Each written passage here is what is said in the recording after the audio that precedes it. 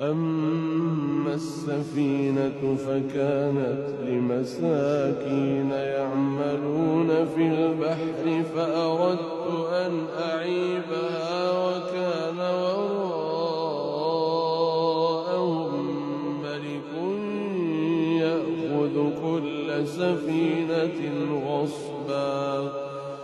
وأما الغلام فكان أبواه مؤمنين فخشينا أن يرهقهما طغيانا